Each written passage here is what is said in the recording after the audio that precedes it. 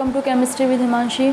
तो हम chemical kinetics में अभी तक सारा कुछ आरएनएस थ्योरी, कॉलिजन थ्योरी के बारे में पढ़ चुके हैं। लास्ट लेक्चर अपना कॉलिजन थ्योरी से ही रिलेटेड था, जिसमें मैंने आपको सारा कुछ उसमें जितनी भी डेफिनेशन यूज़ में आने वाली थी वो करवाई थी, और साथ में क्या क्या उसके पोस्टुलेट्स थे, उस पोस्टुलेट्स पे उन्होंने किस तरीके से उस थ्योरी को दिया, किस तरीके से अपना फॉर्मूला आया, वो सारा कुछ मैंने आपको बताया। ठीक है, साथ में आपको बताया कि आरएनएस और कॉलिजन के बीच में क्या क्या रिलेशनशिप होती है। आज हम लोग करेंगे एक्टिवेटेड कॉम्प्लेक्स थ्योरी के बारे में। ठीक उसी तरीके से किसी भी थ्योरी को पढ़ने का तरीका क्या था, उसका किसने दी वो थ्योरी, ठीक है, कौन कौन से साइंटिस्ट थे, किस पर बेस थी वो थ्योरी, उसके क्या क्या पोस्टुलेट्स थे, और फिर उन सारी चीज़ों को यूज़ करके क्या फॉर्मूला निकल के आ रहा है वो चीज़ें। ठीक है, अब पहले अपन ये देख लेते हैं कि ये जो एक्टिवेटेड कॉम्प्लेक्स थ्योरी है, जिसे शॉर्ट में आप बोलते हो ACT, ठीक है, इसके और भी कोई नेम है कि एग्ज़ाम में किसी और नेम से भी इसके ऊपर क्वेश्चन आ सकता है? बिल्कुल है। देखो, इससे बोलते हैं अपन ट्रांजिशन स्टेट थ्योरी। ठीक है, एक नाम इसका क्या है, ट्रांजिशन स्टेट थ्योरी। एक अपन जो शुरुआत से पढ़ी रहे हैं एक्टिवेटेड कॉम्प्लेक्स थ्योरी, इसी को थ्योरी को ही बोलते हैं अपन के एब्सोल्यूट रेट थ्योरी, और इसी थ्योरी को बोलते हैं अपन आयरिंग थ्योरी। ठीक है, क्यों बोल रहे हैं, क्योंकि ये जो थ्योरी दी थी ना आपकी, वो दी थी किसने, आयरिंग ने और पोलानी ने। ठीक है, ये थ्योरी आपको किसने दी थी, आयरिंग और पोलानी ने दी थी, जिसकी वजह से इस थ्योरी का नाम क्या हो गया, आयरिंग थ्योरी। ठीक है, इस थ्योरी में, इस पर्टिकुलर थ्योरी का जो पोस्टुलेट है वो कहता है कि यहाँ पर एक एक्टिवेटेड कॉम्प्लेक्स का फॉर्मेशन होगा, जिसकी वजह से इसका नाम है एक्टिवेटेड कॉम्प्लेक्स थ्योरी। अब ये एक्टिवेटेड कॉम्प्लेक्स क्या होता है, आपको यदि याद हो, मैंने आपको एक कर्व बताया था जहाँ अपन ने इस तरफ ली थी एनर्जी, रिएक्शन प्रोग्रेस, और इधर हम लोगों ने लिखा था एनर्जी से रिलेटेड, और इस तरीके से बनाया था। ठीक है, ये आपका रिएक्टेंट था, ये प्रोडक्ट था। मैंने बोला था रिएक्टेंट को प्रोडक्ट में कन्वर्ट होने के लिए एक थ्रेशोल्ड एनर्जी को उसे चाहिए होगी, वो मिलेगी, ऑब्टेन होगी, तभी वो प्रोडक्ट में कन्वर्ट होगा। तो इस थ्रेशोल्ड एनर्जी तक जब पहुंचेगा तो यहाँ पर जो अपने को कॉम्प्लेक्स मिलेगा उसकी एनर्जी सबसे ज़्यादा होगी। ठीक है, देखो ये जो कॉम्प्लेक्स है, यहाँ पर जो कॉम्प्लेक्स बनने वाला है उससे वाई एक्सिस पर आप डालो परपेंडिकुलर, तो देखो ये एनर्जी सबसे ज़्यादा है। मैक्सिमम एनर्जी का जो कॉम्प्लेक्स होगा इसी को बोलेंगे अपन क्या, एक्टिवेटेड कॉम्प्लेक्स। ठीक है, और इसी एक्टिवेटेड कॉम्प्लेक्स को अपन बोलते हैं ट्रांजिशन स्टेट। ऑर्गेनिक में आपको याद होगा ट्रांजिशन स्टेट अपन इसी को बोलते थे, मैक्सिमम एनर्जी वाली जो स्टेट होती थी। इसी वजह से इसको बोले अपन ट्रांजिशन स्टेट, और एक्टिवेटेड कॉम्प्लेक्स भी इसको बोलते, तो इसलिए इसका नाम हो गया एक्टिवेटेड कॉम्प्लेक्स थ्योरी। और साथ में इससे जो रेट निकल कर आ रही है उसको बोलेंगे कि एब्सोल्यूट रेट थ्योरी। ठीक है, अब आप यहाँ से समझ गए होंगे कि अपन जो भी काम करने वाले हैं इस एक्टिवेटेड कॉम्प्लेक्स के साथ करने वाले हैं। इसका मतलब इन लोगों ने जो थ्योरी दी थी, इनका पूरा ध्यान कहाँ फोकस था, इस एक्टिवेटेड कॉम्प्लेक्स पर फोकस था। ठीक है, तो उस थ्योरी के लिए उन्होंने क्या पोस्टुलेट्स दिए, इन्होंने बोला कि सीधे ही रिएक्टेंट जो है वो प्रोडक्ट में नहीं बदलेगा। ठीक है, कि रिएक्टेंट आए, उनके बीच में कॉलिजन हुआ या कोई भी रिएक्शन हुई है, प्रोडक्ट बन गया, इस तरीके से नहीं होगा। पहले रिएक्टेंट आपका कन्वर्ट होगा एक्टिवेटेड कॉम्प्लेक्स में। ठीक है, मैं इसे शॉर्ट में AC लिख रही हूँ, और ये एक्टिवेटेड कॉम्प्लेक्स जो होगा आपका टूटेगा, फिर आपको बनेगा प्रोडक्ट। इस तरीके से आपका पूरा प्रोडक्ट फॉर्मेशन होगा।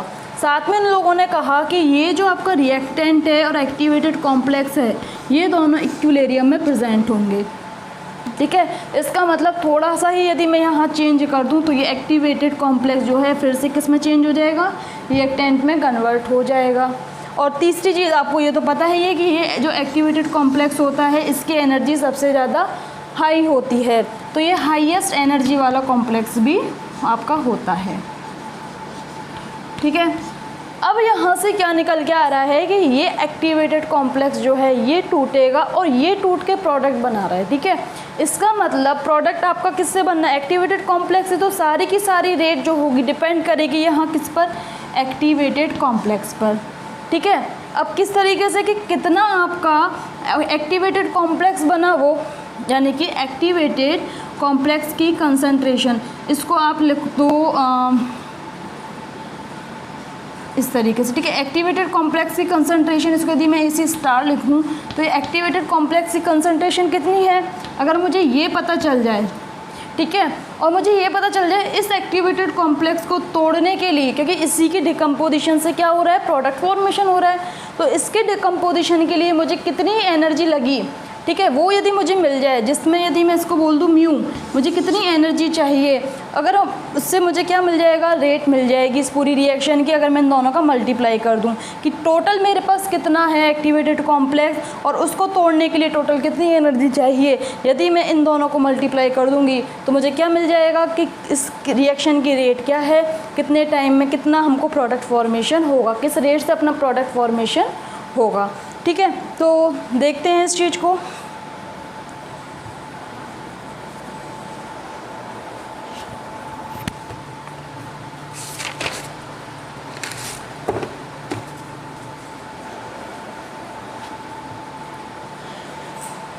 और साथ में आपको ये और याद रखना है कि अपन ने ये चीज़ पढ़ी नहीं है, मैंने आपको बोला था लास्ट में भी मैं आपको स्टडी स्टेट जो थ्योरी है वो करवाने वाली हूँ, जहाँ पर ही मैं आपको इक्विलिब्रियम मेथड भी करवाऊँगी। तो वहाँ मैं आपको ये लिखवाऊँगी कि जहाँ पे आपका जो इक्विलिब्रियम प्रेजेंट होता है ना, वो फास्ट स्टेप होती है, तो ये जो स्टेप होगी आपकी कैसी होगी, फास्ट स्टेप होगी।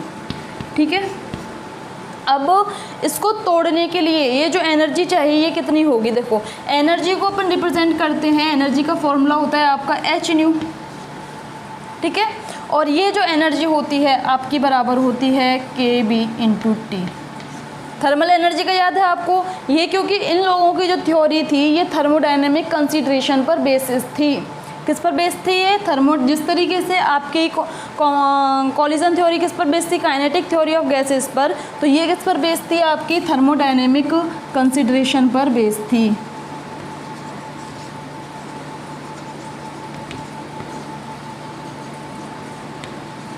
और इन लोगों ने मेनली ये माना कि ये जो कॉम्प्लेक्स टूटता है इसको तोड़ने के लिए जो जिम्मेदार एनर्जी होती है वो होती है वाइब्रेशनल एनर्जी। ठीक है, तो इसको आप इस तरीके से भी लिख सकते हो, न्यू वाइब्रेशनल भी लिख सकते हो। तो यहाँ से आपके पास न्यू वाइब्रेशनल कितना आएगा, K B T over H. ठीक है, और यहाँ पर ये के क्या होता है आपका, बोल्ट्जमान कांस्टेंट होता है। बोल्ट्जमान कांस्टेंट को ही आप बोलते हैं आर ओवर एन। ठीक है, टी ओवर एच, इस फॉर्मूले को आप इस तरीके से भी बोल सकते हैं। तो एक चीज़ मुझे एनर्जी तो मुझे ये मिल गई, ठीक है, इसकी जो वैल्यू थी ये हो गई। दूसरा मुझे इसकी कंसंट्रेशन और मिल जाए एक्टिवेटेड कॉम्प्लेक्स की, और उसको यदि मैं इससे मल्टीप्लाई कर दूँ तो मेरे पास रेट आ जाएगी, इन लोगों ने जो बोला उसके अकॉर्डिंग रेट आ जाएगी। तो निकालते हैं ये इसकी कंसंट्रेशन को। तो देखिए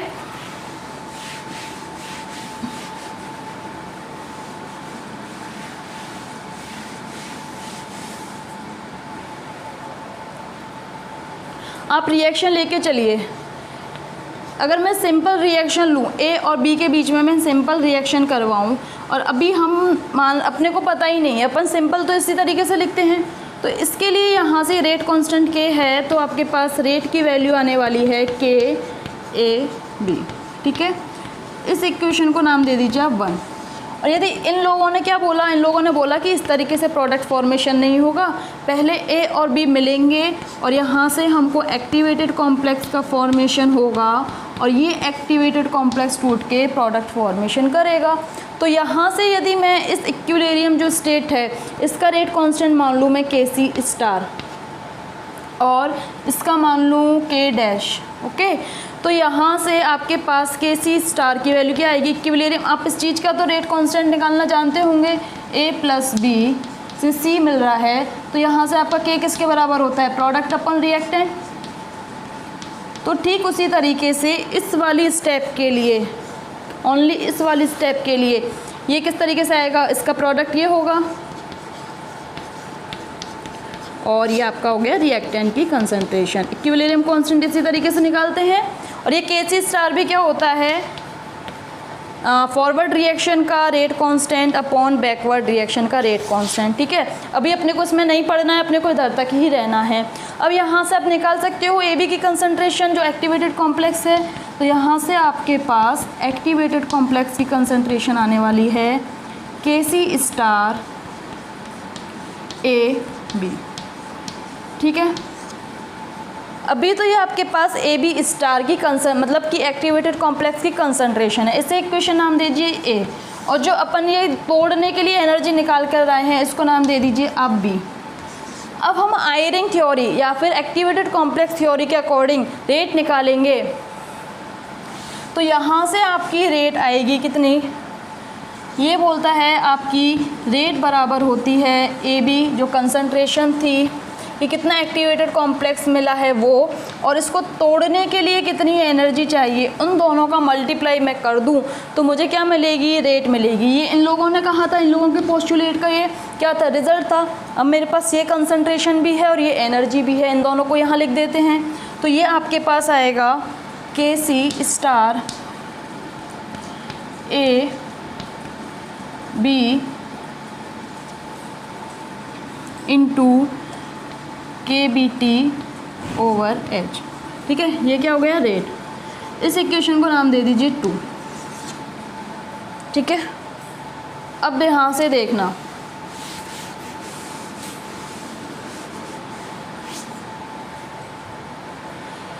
यहाँ से इस इक्वेशन नंबर 1 और इस इक्वेशन नंबर 2 को कंपेयर कीजिए।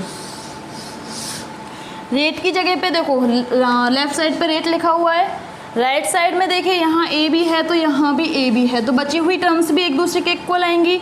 तो K किसके बराबर आ जाएगा आपका, KC star into KBT H। अब यहाँ देखना, कंफ्यूज मत हो जाना, ये आपका इक्विलिब्रियम कांस्टेंट था और ये आपका बोल्ट्जमान कांस्टेंट है। ठीक है, इन दोनों को सेम मत कर देना, याद रखना है ये आपका क्या है, इक्विलिब्रियम कांस्टेंट, और ये क्या है आपका बोल्ट्जमान कांस्टेंट। ठीक है, ये क्या है आपका बोल्ट्जमान कांस्टेंट। अल्टीमेटली आपका ट्रांजिशन स्टेट थ्योरी या एक्टिवेटेड कॉम्प्लेक्स थ्योरी का रिजल्ट ये होगा जो कहेगा कि आपका रेट कांस्टेंट है, किसके बराबर होगा, equilibrium constant multiply by KBT over H के बराबर। किस तरीके से आई बात समझ में आपको। अब इस इक्वेशन को वो किस किस तरीके से मैनिपुलेट कर सकता है। यहाँ पर आपका आ रहा है ये इक्विलिब्रियम कांस्टेंट। ठीक है, अब मैं इसे जोड़ती हूँ थर्मोडायनेमिक्स से। आपको थर्मोडायनेमिक्स में फ्री गिव्स एनर्जी याद हो तो क्या होता है, फ्री गिव्स एनर्जी आपको कहती है कि आपकी डेल्टा जी किसके बराबर होती है, -RT log ऑफ के। याद है कि डेल्टा गिव्स फ्री एनर्जी में जो चेंज होता है वो किसके बराबर होता है, -RT नेचुरल लॉग, और ये आपका रेट कांस्टेंट। तो यहाँ से आप यदि log ऑफ के की वैल्यू निकालोगे तो log ऑफ के की वैल्यू आपके पास आएगी माइनस इसके। ठीक है,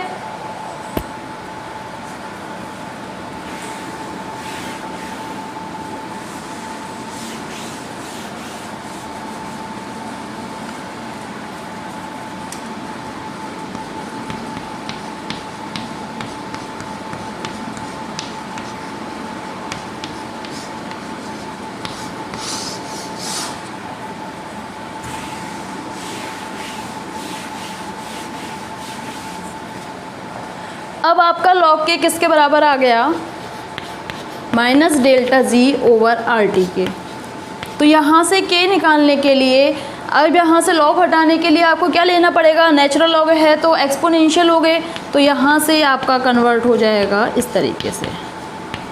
ठीक है, अब आपको यदि एक्टिवेटेड फॉर्म में निकालना है तो यहाँ बस आपको k की जगह क्या कर देना है, k स्टार कर देना है। ये लो बन गया आपका फॉर्मूला। ठीक है, अब मैं क्या करूँगी, अब इस KC स्टार की वैल्यू को मैं कहाँ पुट करने वाली हूँ, यहाँ पर इस KC स्टार में पुट कीजिए। तो यहाँ से भी एक और बात याद रखिए कि आपकी फ्री गिव्स एनर्जी का एक और फॉर्मूला होता है, इस तरीके से होता है, delta G is equals to delta H minus T delta S। अब यदि मुझे एक्टिवेशन की फ्री गिव्स एनर्जी निकालनी है तो मैं बस यहाँ स्टार लगा दूँ, सारी चीज़ें मैं एक्टिवेशन वाली यूज़ कर लूँ, कन्वर्ट हो गया फॉर्मूला। कोई फॉर्मूला अलग से थोड़ी है, आपको अलग से याद नहीं करना, आपको ऐसा तरीका याद रखना है कि जिससे एक फॉर्मूले से काफ़ी फॉर्मूले बन जाएं। ठीक है, अब ये वैल्यू पहले मैं यहाँ पुट करूँगी, तो यहाँ से आपके पास KC स्टार की वैल्यू आएगी कितनी, या फिर इसे सीधे अब ई के बेस में ई के रूप फॉर्म में लिख लीजिए। तो ये आपके पास होगा -1/RT ब्रैकेट में delta H star minus T delta H star. ठीक है, इसे खोल लीजिए। इसको खोलने से आपके पास Kc की वैल्यू कितनी आने वाली है, E minus delta H star over RT, और ये माइनस माइनस कितना हो जाएगा, plus delta S star over R। क्योंकि अंदर ये T है, सो T से T क्या हो जाएगा, कैंसिल आउट हो जाएगा। ये कुछ इस तरीके से होगा और T से T क्या हो जाएगा, कैंसिल आउट। तो मैंने वो सीधे लिख दिया है। ठीक है, अब यहाँ पे इस वैल्यू को आप पुट कीजिए यहाँ पे। तो इस वैल्यू को यहाँ पुट करने से आपके पास K की वैल्यू कितनी आनी है, इस KBT ओवर H को मैं पहले लिख लेती हूँ। और अब ये Kc स्टार की वैल्यू को पुट कीजिए। यहाँ पे पावर्स जुड़ी हुई हैं। पावर्स कब जुड़ती हैं, बेस सेम होने पर पावर जुड़ती हैं। किस तरीके से, यदि बेस सेम होता है तो पावर जुड़ती है। तो मैं इस चीज़ को उल्टा भी तो बोल सकती हूँ, पावर जुड़ी हुई है तो इनको अलग अलग खोल के लिख दूँ। तो ये किस तरीके से हो जाएगा, E minus delta H star over RT into E delta S star over R। इस फॉर्मूले को बस थोड़ा सा रीअरेंज करके लिख दीजिए और आपका एक और फॉर्मूला तैयार हो जाएगा। किस तरीके से, K is equals to KBT over H E delta S star over R into E minus delta H star over RT। ठीक है, अब आपको एग्ज़ाम में क्वेश्चन वो यहाँ से भी दे सकता है और यहाँ से भी दे सकता है। ज़्यादातर चांसेस आपके इस फॉर्मूले से क्वेश्चन आने के होते हैं। अब आपको ये फॉर्मूला मुश्किल है याद हो भी सकता है, नहीं भी हो सकता। क्योंकि यहाँ पे आपको इतनी सारी टर्म्स याद रखनी है और यहाँ से आप सोचो कि यार ये किस तरीके से एक एक्टिवेटेड कॉम्प्लेक्स थ्योरी से जुड़ा था। अब आपको एग्ज़ाम में ये तो नहीं सारी चीज़ें याद करनी है, इतना सारा कोर्स होता है, सारा याद नहीं करना होता, अपने को जोड़ना होता है इसके बेसिक से। ठीक है, उसकी नींव से। हमें ट्रांजिशन स्टेट थ्योरी पता है क्या कहती है, उस थ्योरी का कंसेप्ट, उस थ्योरी का पोस्टुलेट ये होता है। इस पोस्टुलेट से मैं ये फॉर्मूला तो ईजिली ड्राइव कर सकती हूँ क्योंकि थर्मोडायनेमिक मुझे आती है। थर्मोडायनेमिक में अपन इक्विलिब्रियम कांस्टेंट का फॉर्मूला लगाएंगे। ठीक है, कि किस तरीके से इक्विलिब्रियम कांस्टेंट निकालते, फ्री गिव्स एनर्जी का यूज़ करके वैल्यूज़ को पुट करेंगे। अब यहाँ एक चीज़ देखो, अगर आपने नोटिस की हो इस डेल्टा H स्टार को, ये जो कर्व बनाया था अपन ने इस तरीके से बनाया था। ये रिएक्टेंट हो गया, ये आपका प्रोडक्ट हो गया, ये आपका एक्टिवेटेड कॉम्प्लेक्स हो गया, यहाँ ये एनर्जी और ये आपका रिएक्शन प्रोग्रेस। ठीक है, तो मैंने आपको बोला था एक्टिवेशन एनर्जी से रिलेटेड बात बताई थी कि रिएक्टेंट से लेके यहाँ और इस जो मैक्सिमम एनर्जी का होता है, इस एनर्जी को अपन बोलते हैं एक्टिवेशन एनर्जी। तो यहाँ इस कॉम्प्लेक्स जो है या इसके लिए होगा अपना क्या, डेल्टा H स्टार। अगर आपको डेल्टा H से रिलेटेड बातें पता हो, पूरी रिएक्शन के लिए यदि हम एंथैल्पी चेंज निकालते हैं तो किस तरीके से करते हैं, रिएक्टेंट और प्रोडक्ट के बीच के एनर्जी गैप को अपन बोल देते हैं डेल्टा H। ठीक है, यहाँ क्या है, ये आपका डेल्टा H स्टार, इसका मतलब एक्टिवेटेड कॉम्प्लेक्स और रिएक्टेंट के बीच की जो एनर्जी गैप है उसी को क्या बोलेंगे अपन, डेल्टा H स्टार। और इसी एनर्जी गैप को अपन बोलते हैं क्या, एक्टिवेशन एनर्जी। अभी अभी आपको बताया कि एक्टिवेशन एनर्जी किस चीज़ को बोलते हैं अपन, एक्टिवेटेड कॉम्प्लेक्स और रिएक्टेंट के बीच की एनर्जी को। ठीक है, इसका मतलब इस डेल्टा H स्टार को ही अपन क्या बोलेंगे, एक्टिवेशन एनर्जी। तो आप इसको यहाँ एक्टिवेशन एनर्जी भी पुट कर सकते हैं, कर दीजिए पुट। यदि मैं यहाँ से पुट करूँ इस चीज़ को तो मेरे पास फॉर्मूला होगा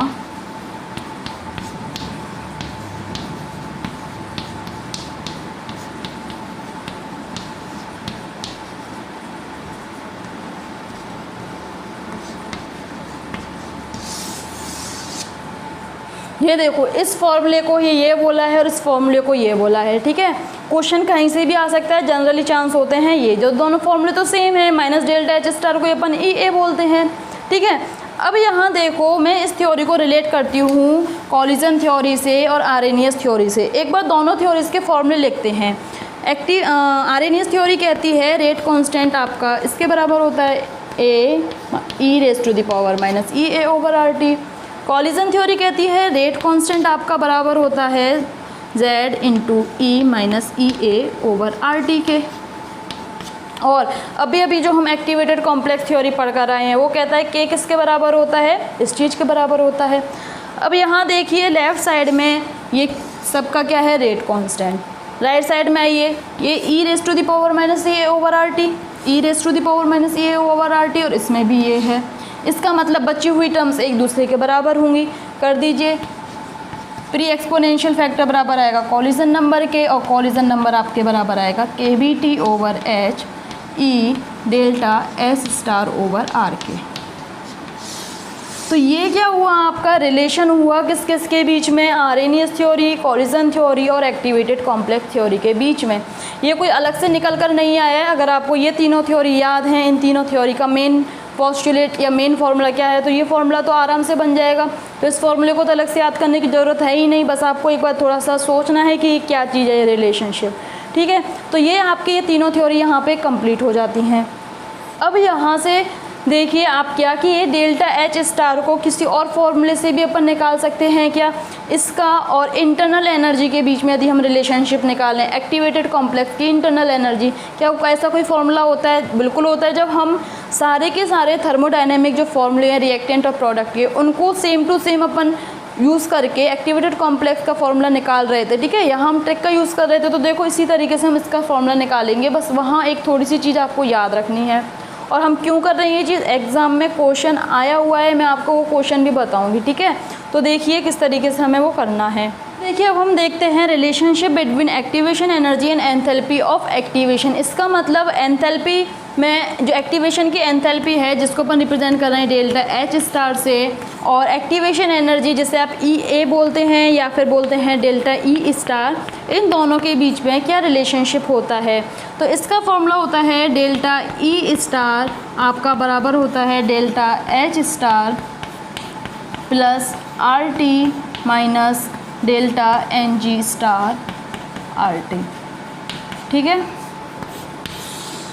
इस तरीके से ये आपका फॉर्मूला होता है। अब आपको यदि डेल्टा एन जी स्टार पता चल जाए, अब ये डेल्टा एन जी स्टार क्या होता है, अच्छा आपके पास थर्मोडायनेमिक्स में डेल्टा एन जी क्या होता है, प्रोडक्ट्स के कितने मोल बने हैं माइनस रिएक्टेंट के, इसी तरीके से तो करते हैं। इसी तरीके से अपन करेंगे डेल्टा एन जी स्टार कि आपके पास ट्रांजिशन स्टेट में कितने मॉलिक्यूल्स हैं और उसको माइनस करेंगे रिएक्टेंट में कितने मॉलिक्यूल्स थे, और यदि आप इन दोनों को माइनस करके जो रिजल्टेंट आएगा वो किसके बराबर होगा, डेल्टा एन जी स्टार के। अब ट्रांजिशन स्टेट तो आपकी एक ही फॉर्म होगी। तो देखिए यदि मैं इस फॉर्मूले के लिए बात करूं बायोमोलिक्यूलर रिएक्शन के लिए, तो बायोमोलिक्यूलर रिएक्शन के लिए डेल्टा एन जी स्टार किस तरीके से होगा, ट्रांजिशन स्टेट तो आपके पास एक ही होगी, लेकिन रिएक्टेंट मॉलिक्यूल के नंबर कितने हो जाएंगे, 2, तो ये वैल्यू हो जाएगी आपके पास -1। और यहाँ से आपके पास ये फॉर्मूला किस में कन्वर्ट हो जाएगा, delta E star is equals to delta H star plus R T, और ये माइनस माइनस क्या हो जाएगी, माइनस, और ये -1 आर टी। ठीक है, ये माइनस माइनस किस में बदल गया, प्लस में, ये +1 इस तरीके से। अब इसे जोड़ दीजिए, तो यहाँ से आपके पास डेल्टा ई स्टार किसके बराबर आएगा, delta H star plus 2 R T के। ठीक है, तो बायोमोलिकुलर गैसियस रिएक्शन के लिए इस तरीके से फॉर्मूला आएगा। अब यूनिमोलिकुलर के लिए भी इजीली निकाल सकते हैं। यूनिमोलिकुलर में क्या होगा,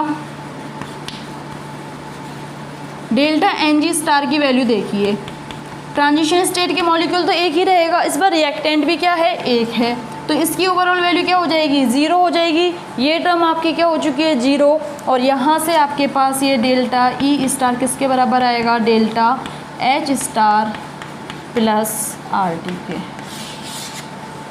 ठीक है, आई बात समझ में। तो इस तरीके से ये फॉर्मूला है। अब साथ में मैं आपको बता देती हूँ ट्रिक, ये फॉर्मूला आपको किस तरीके से याद करना है। ठीक है, तो देखिए पहले ट्रिक देख लेते हैं, फिर क्या क्या क्वेश्चन आए हुए हैं वो देखेंगे। तो देखिए आपने पढ़ा होगा थर्मोडायनेमिक्स में कि एंथैल्पी आपकी बराबर होती है इंटरनल एनर्जी प्लस पीवी के। अगर मैं इसमें चेंज निकालूं तो चेंज इन एंथैल्पी क्या होगा, delta E plus delta PV के। ठीक है, अब आइडियल गैस में देखिए, आइडियल गैस में आपके पास पीवी किसके बराबर होता है, एनआरटी के, तो डेल्टा पीवी किसके बराबर हो जाएगा, डेल्टा एनआरटी के गैसियस, ठीक है। अब इस वैल्यू को यहाँ पुट कीजिए तो आपके पास डेल्टा एच किसके बराबर आएगा, delta E plus delta N, अगर गैसियस मॉलिक्यूल है तो delta N G R T. Trick है ये आपकी, ठीक है। अब ये सोचो, मैं आपको बस याद करने का तरीका बता रही हूँ कि आपको ये एग्ज़ाम में फॉर्मूला किस तरीके से याद रखना है, क्योंकि जब आप पूरी थ्योरी पूरी फिजिकल पढ़ लोगे ना तो फॉर्मूले ही फॉर्मूले हो जाएंगे। अगर आप सारे फॉर्मूले याद करने बैठोगे तो कुछ ना कुछ मिल जाएगा और आप एक चीज़ को दूसरी चीज़ से रिलेट कर पा रहे हो, ठीक है। एक फॉर्मूले से काफ़ी फॉर्मूले बना पा रहे हो, एक दूसरे को रिलेट कर पा रहे हो कि हाँ यार मैंने वो फार्मूला वहाँ पढ़ा था, यदि मैं उस फार्मूले में इस चीज़ को ये मान लूँ तो मेरा ये फार्मूला बन जाएगा। वही काम हम यहाँ कर रहे हैं, ठीक है। अब यहाँ से डेल्टा ई की वैल्यू निकालिए, तो डेल्टा ई आपके पास आएगा delta H minus delta N G R T. अब बस आपको एक्टिवेटेड के लिए क्या करना है, ये स्टार लगाना है यहाँ पे, ठीक है। अब यहाँ से देखिए ये फॉर्मूला इतना तो बन गया, बस ये टर्म एक्स्ट्रा है, ये टर्म आपको याद रखनी है। जो एक्स्ट्रा चीज़ होती हैं वो तो आपको याद रहती है कि यार वहाँ फॉर्मूले में कुछ चेंज था, ये लो बन गया, ये आपकी ट्रिक हो गई। तो ये फॉर्मूला अगर आप एग्ज़ाम में भूल जाओ, पता क्या होता है एग्ज़ाम में, ये फॉर्मूला आपको पूरा याद रहेगा। एग्ज़ाम में आप गड़बड़ करोगे इन दोनों टर्म्स में, क्या कि डेल्टा एच स्टार के बराबर था ये फॉर्मूला कि डेल्टा ई स्टार के बराबर था। मेरे साथ भी यही प्रॉब्लम हुई थी, मैं इस फॉर्मूले को भूल जाती थी। क्यों? क्योंकि मुझे ये याद नहीं रहता था कि यार ये डेल्टा ई स्टार के बराबर था फॉर्मूला कि डेल्टा एच स्टार के बराबर था। तो जब मैंने फिर थोड़ा सोचा फिर देखा कि यार इस फॉर्मूले को मैं इस चीज़ से रिलेट कर सकती हूँ। अब इस चीज़ से रिलेट करने के बाद इस फॉर्मूले में आज तक कोई गलती नहीं हुई है, क्योंकि मुझे पता है कि ये फॉर्मूला मैं किस तरीके से लाई हूँ और यहाँ पे क्या एक्स्ट्रा टर्म थी। तो ट्राई करना इस तरीके से करने की और आप इस फॉर्मूले को कभी भी नहीं भूलोगे। अब हम देखते हैं क्वेश्चन जो इसके ऊपर एग्ज़ाम में आया हुआ है। अब देखिए आपके पास एग्ज़ाम में क्वेश्चन आया हुआ है कि RNS parameter for the thermal decomposition of NaCl। Thermal decomposition दिया हुआ है NaCl का इस तरीके से कि 2 मॉलिक्यूल ऑफ NaCl टूट कर बनाते हैं 2 molecule of NO and Cl2। उसके लिए आरएनएस पैरामीटर हैं, ए की वैल्यू दी हुई है आपको, ए की वैल्यू दी हुई है और RT की वैल्यू दी हुई है। पूछा क्या है, delta H star in kilojoule पर मोल। अगर आप ये सोचो कि यहाँ आरएनएस पैरामीटर देख के डेल्टा एच स्टार पूछा है तो यार एक्टिवेटेड कॉम्प्लेक्स थ्योरी में जाऊँगी और कौन सा फॉर्मूला यूज़ करूँगी मैं कि के जो होता है आपका KBT, वहाँ से आपका एक फॉर्मूला आया था क्या कि ए जो होता है के बराबर होता है KBT over H, E delta H star over R और E minus delta H star over R. और हमने वो भी सीखा हुआ है कि एक्टिवेटेड कॉम्प्लेक्स थ्योरी में और आरएनएस थ्योरी में रिलेशन होता है, तो यहाँ से कुछ ऐसे करके क्वेश्चन होगा। ये बिल्कुल भी ऐसे नहीं होगा, इसमें यूज़ होगा इस फॉर्मूले का, ठीक है। ये ए आपको पागल बनाने के लिए दिया हुआ है कि जिससे आप इन चीज़ों में अटक के रह जाओ। ये क्वेश्चन बस 2 लाइन का है, 2 सेकंड का है, 2 लाइन का भी क्या है, देखो किस तरीके से आपको इक्वेशन दी हुई है इस तरीके से। इसका मतलब ये कैसे कैसे रिएक्शन हो गई आपकी, बायोमोलिकुलर हो गई। बायोमोलिकुलर के लिए डेल्टा एन जी स्टार क्या आता है आपका 1 - 2 इज इक्वल्स टू -1। 1 क्या है, ट्रांजिशन स्टेट के नंबर हैं और 2 क्या है, रिएक्टेंट मॉलिक्यूल के नंबर है। जो 2 थे आपके तो ओवरऑल वैल्यू कितनी आई, -1। इस -1 को पुट कीजिए यहाँ पे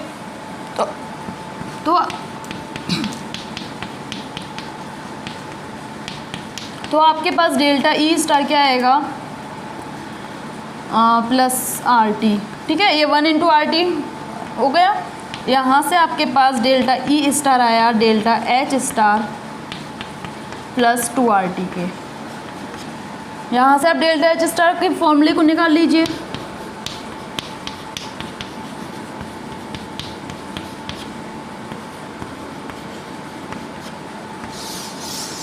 अब देखिए क्वेश्चन में आपको डेल्टा ई स्टार भी दिया हुआ है एक्टिवेशन एनर्जी, RT की वैल्यू भी उसने खुद ही ने निकाल के दी हुई है। आपको तो बस वो यहाँ इक्वेशन में पुट करनी है, कीजिए put.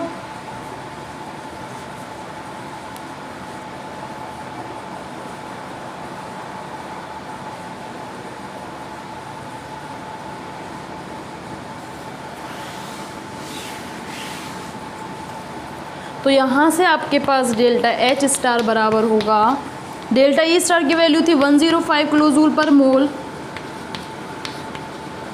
Minus 2 into R T की वैल्यू है कितनी 2.5 किलोजूल पर मोल। तो ये आपके पास ओवरऑल हुआ 105 माइनस 5 किलोजूल पर मोल, और आपके पास ये आंसर आएगा कितना 100 किलोजूल पर मोल। ठीक है, तो डेल्टा एच स्टार की वैल्यू कितनी आई 100 किलोजूल पर मोल। और ऐसा कोई यहाँ पे ऑप्शन दिया हुआ है क्या? ये ऑप्शन देखिए, ऑप्शन नंबर डी में आपका ये आंसर है। ठीक है, तो यहाँ सिंपल इस फॉर्मूले का यूज़ हुआ था। अभी तो ये मैंने आपको करके दिखाया है इसलिए इतना लंबा हो रहा है, आप एग्जाम में जाओगे इतना लंबा थोड़ी करोगे। आपको पता है बायोमोलिकुलर रिएक्शन है, डेल्टा एन जी स्टार की वैल्यू -1 होगी, यहाँ से ये 2RT हो जाएगा। आपको RT दिया हुआ था, डेल्टा ई स्टार दिया हुआ था, वैल्यू पुट करके आंसर निकालना था। 2 मार्कर क्वेश्चन आया हुआ है ये नेट में आपके लिए, और ये इतना ईजी क्वेश्चन था। ठीक है, इसलिए ये थ्योरी करना आपको इम्पोर्टेंट है। साथ में यहाँ से गेट में भी काफ़ी क्वेश्चन आए हुए हैं। ठीक है, तो इस तरीके से आपको ये सारे क्वेश्चन यहाँ पे सॉल्व करने हैं। अब हम मिलते हैं नेक्स्ट वीडियो में, तब तक आप ये सारी चीज़ें कीजिए। गेट इससे रिलेटेड जो भी आपकी क्वेरीज़ हैं वो सारे आप कमेंट सेक्शन में मेरे लिए लिख सकते हैं। बाकी आपको यदि मेरा वीडियो पसंद आया हो तो इसे लाइक कीजिए, शेयर कीजिए, सब्सक्राइब कीजिए, और थैंक यू।